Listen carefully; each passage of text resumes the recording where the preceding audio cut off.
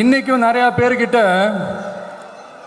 உங்கள் ஃபேவரட்டான holiday destination எதுன்னு கேட்டிங்கன்னா நியூயார்க் சிட்டின்னு சொல்லுவாங்க.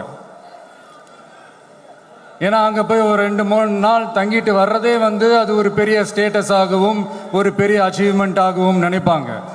ஆனால் 100 வருஷத்துக்கு முன்னாடியே நியூயார்க்லாம் போய் அங்கே உலக புகழ் பெற்ற கொலம்பியா யூனிவர்சிட்டியிலலாம் போய் படித்து டாக்டர் பட்டம் வாங்கி சாதித்த ஒரு அசாத்திய மாணவர் ஒருத்தர் இருந்தார்.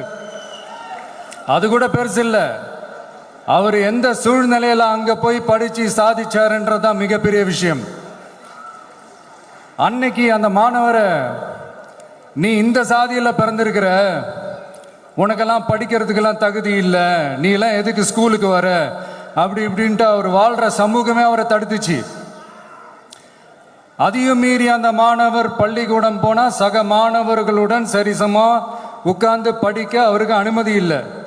தாக எடுத்தா தண்ணி கூட குடிக்க முடியல. அப்படி அத்தனை சக்திகளும் அவருக்கு எதிராக இருந்தது. ஆனால் ஒரே ஒரு சக்தி மட்டும்தான், நீ படி, எத்தனை தடைகள் வந்தாலும் படி, தொடர்ந்து படி அப்படின்னு சொல்லிக்கிட்டே இருந்தது. அதுதான் அந்த மாணவருக்குள்ள இருந்த அந்த வைராக்கியம். அப்படி அத்தனை சக்திகளும் அவருக்கு எதிராக இருந்தது. ஆனா ஒரே ஒரு சக்தி மட்டும்தான், நீ படி, எத்தனை தடைகள் வந்தாலும் படி, தொடர்ந்து படி அப்படின்னு சொல்லிக்கிட்டே இருந்தது. அதுதான் அந்த மாணவருக்குள்ள இருந்த அந்த வைராக்கியம்.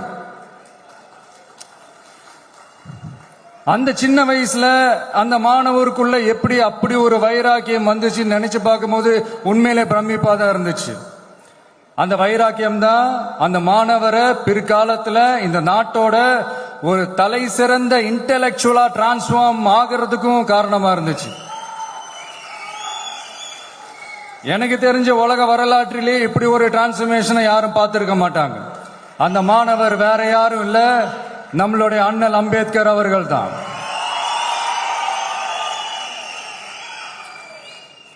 வன்மத்தை மட்டுமே தனக்கு காட்டி இந்த சமூகத்திற்கு அவர் திருப்பி என்ன செஞ்சாரு அப்படின்னு அதை படிச்சு பார்க்கும்போது உண்மையிலே மெய்சில் இருக்க வச்சது. பிறப்பால் நாம் அனைவரும் சமம், நீ எந்த சாதியில பிறந்திருந்தாலும் எந்த மதத்தை பின்பற்றினாலும் சட்டத்தின் முன் நாம் அனைவரும் சமம் அப்படிங்கிற ஒரு உயரிய கோட்பாட்டை உறுதி செய்யும் நம் நாட்டின் அரசியல் சாசன சட்டத்தை வழங்கி நம்ம நாட்டில் இருக்கிற எல்லாருக்குமே ஒரு பெருமை தேடி தந்தவர். இன்னைக்கு ரிலீஸ் பண்ற இந்த புக்ல எல்லோருக்குமான தலைவர் அம்பேத்கர் அப்படின்ற அந்த புக்ல ஒரு 100க்கும் மேற்பட்ட கட்டுரைகள், நேர்காணல்கள் எல்லாமே இருக்குது. அதுல என்ன ரொம்ப யோசிக்க வச்சது, அவர் எழுதின அந்த பயோகிராஃபி தான். வெயிட்டிங் ஃபார் அ வீசான்னு சொல்லி அதுக்கு தலைப்பு வச்சிருந்தார். அதுல அவர் லைஃப்ல ஃபேஸ் பண்ண விஷயங்கள், அவரை பாதிச்ச விஷயங்கள் எல்லாமே கிட்டத்தட்ட ஒரு 6 சம்பவங்கள் பத்தி அதுல குறிப்பிட்டிருந்தார். அதுல ஒரு 2 விஷயம் ரொம்ப பாதிச்சது என்னன்னா, அதுல ஒண்ணு, அவருக்கு 9 இயர்ஸா இருக்கும் போது அவரும் அவருடைய பிரதரும் வெளியூர்ல இருக்கிற அவங்க அப்பாவை பார்க்கறதுக்காக போறாங்க. அப்ப ட்ரெயின்ல இருந்து இறங்கி இந்த மாட்டு வண்டிக்காக வெயிட் பண்ணிட்டு இருக்கும் போது ஒருத்தர் கூட அவங்களை ஏத்திட்டு போறதுக்கு தயாரா இல்ல. ஏன்னா அந்த அளவுக்கு தீண்டாமை கொடுமை.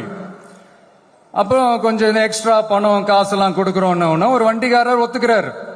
அப்ப கூட அந்த வண்டிக்காரர் என்ன பண்றாருன்னா, அந்த பசங்களை வண்டி ஓட்ட சொல்லிட்டு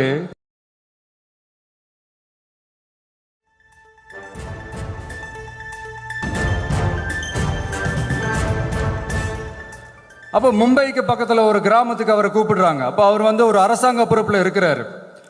அந்த கிராமத்துக்காரங்க ஒரு வண்டியை ஒண்ணு ஏற்பாடு பண்ணி அவரை கூட்டிட்டு வரணும்னு நினைக்கிறாங்க.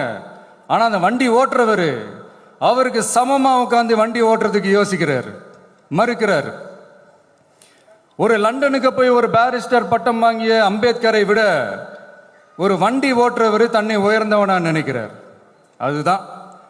அதுதான் அந்த சமூக கொடுமை தான் அவரை சமத்துவத்துக்காக போராட வச்சது. எனக்கு ஒரு டவுட்டுங்க, இன்னைக்கு திரு அம்பேத்கர் அவர்கள் உயிரோடு இருந்திருந்தா என்ன நினைப்பாரு?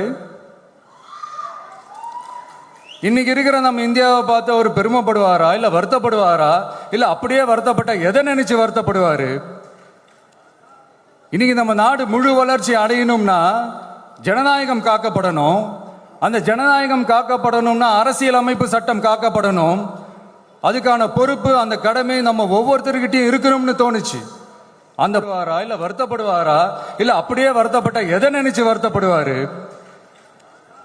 இன்னைக்கு நம்ம நாடு முழு வளர்ச்சி அடையணும்னா ஜனநாயகம் காக்கப்படணும்.